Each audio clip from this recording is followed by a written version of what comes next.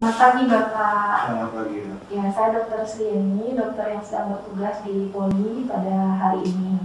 Nah, pada kesempatan ini saya akan melakukan pemeriksaan fisik torak, khususnya pemeriksaan paru, untuk mengetahui apa sebenarnya penyebab yang mendasari Bapak batuk lama selama ini. Nah, pada pemeriksaan ini nanti saya minta tolong Bapak berbaring di tempat tidur, dan saya akan melakukan pemeriksaan pada dada Bapak. Apakah Bapak bersedia? Bersedia. Ya, kalau Bapak bersedia, saya minta tolong Bapak ke tempat tidur. Nah, sementara itu saya akan mencuci tangan terlebih dahulu. Silakan ya. Oke, pada pemeriksaan fisik torak, khususnya paru, kita setelah mencuci tangan, kita pakai handscoon ya, karena kita akan memegang tubuh pasien. Nah, kemudian kita siapkan alat, yaitu stetoskop, dan juga jangan lupa kertas dan ballpoint untuk mencatat kelainan yang didapat.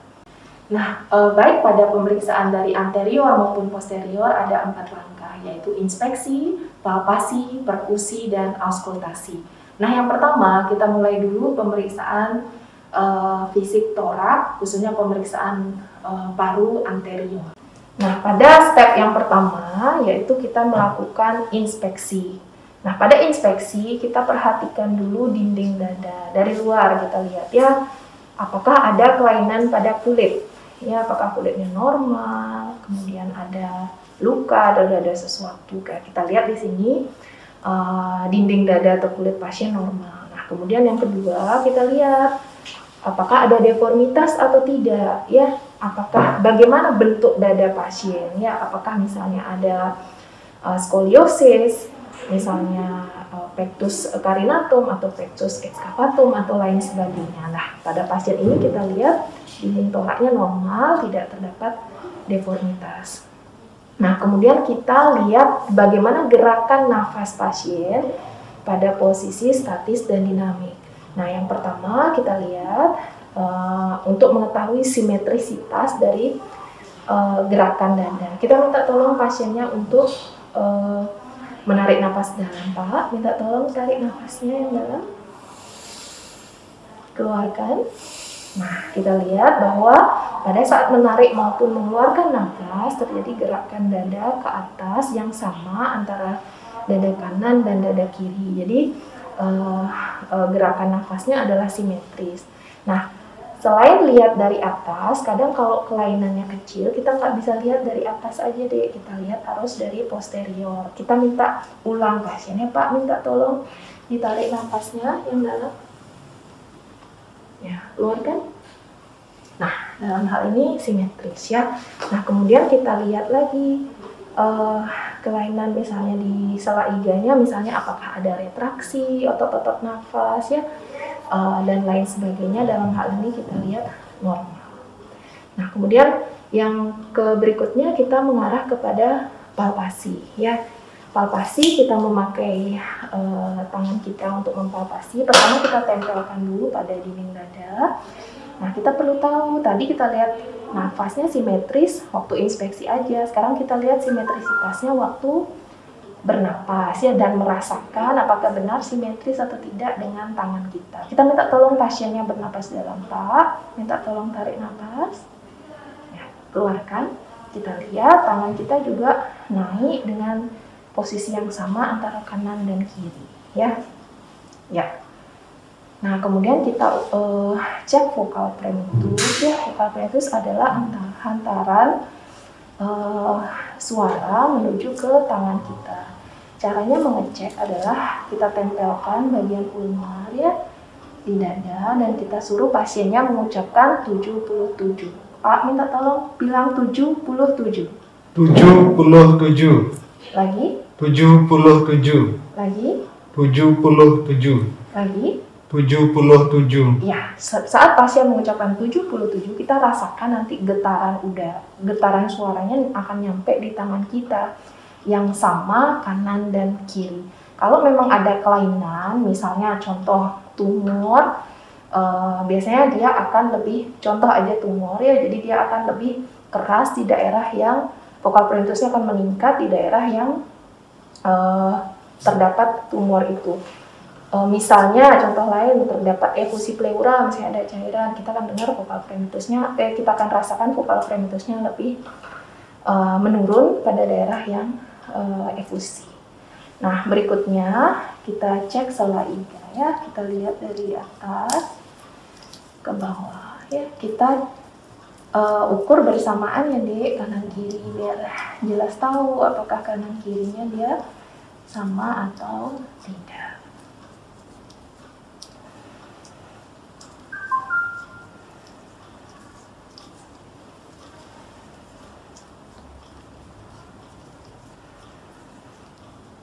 Dalam hal ini kita dapatkan tidak ada kelainan ya.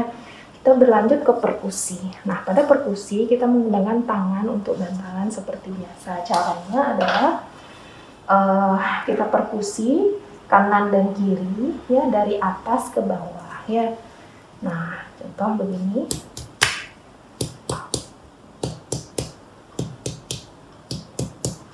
Pada paru kanan nanti kita cari dia batas paru hati ya.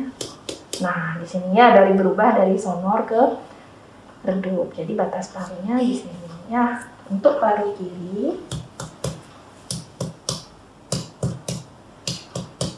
kita cari dia batas paru bawahnya dengan cari batas antara paru dengan lambungnya dari perubahan dari sonor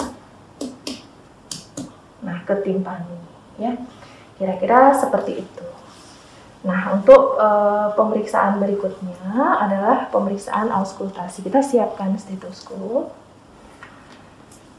ya, kita hangatkan. Nanti caranya auskultasi adalah kita dengarkan suara nafas pasien giliran dari kanan ke kiri. Jadi kita tempelkan stetoskop, kemudian kita dengarkan 2-3 detik nafas pasien dari kanan ke kiri, dan sambil kita suruh pasiennya narik nafas ya. Pak, minta tolong narik nafas. Keluarkan. Lagi. Keluarkan. Lagi. Ya, keluarkan Pak. Lagi. Keluarkan. Keluarkan. Lagi. Oke, lagi sekali Pak.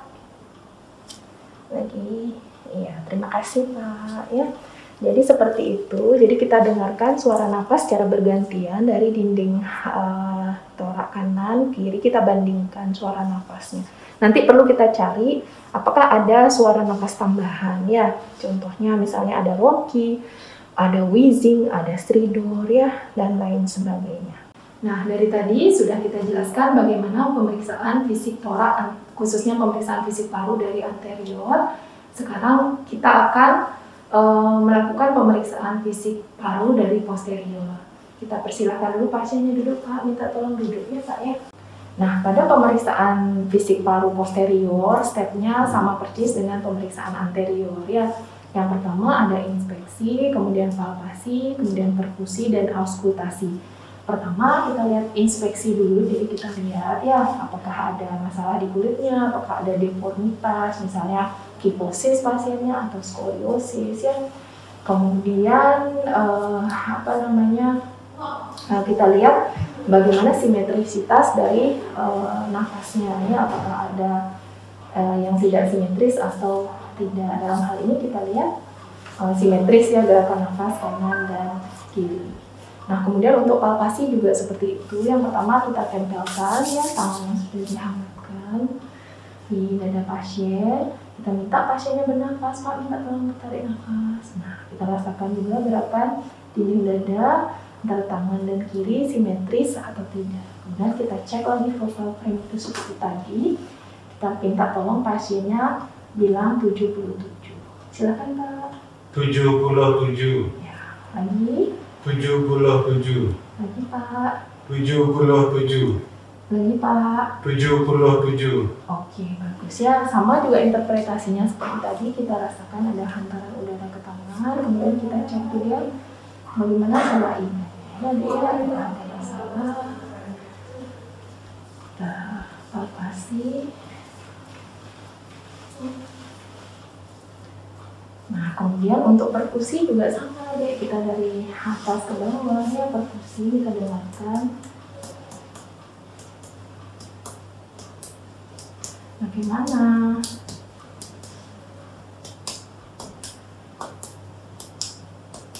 Nah, ya. Juga berikutnya untuk auskultasi juga sama seperti tadi ya, jadi kita minta pasiennya menarik nafas, Pak, 4 kali, dikeluarkan. Lagi, Pak. Lagi. Lagi, Pak. Lagi. Lagi. Lagi, Pak. Oke, sudah. Terima kasih, Pak. Jadi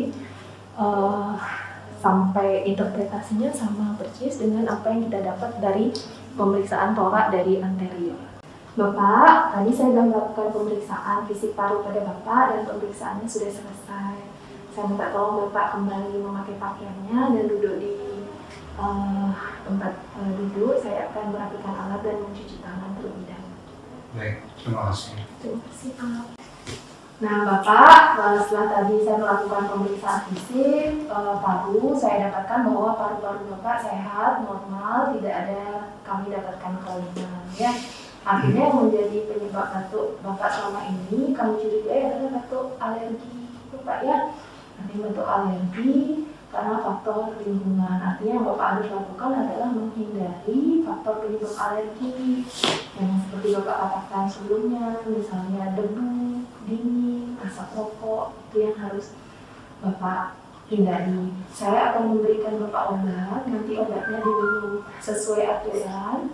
Kalau memang ada keluhan, Bapak bisa kembali lagi ke sini minggu depan.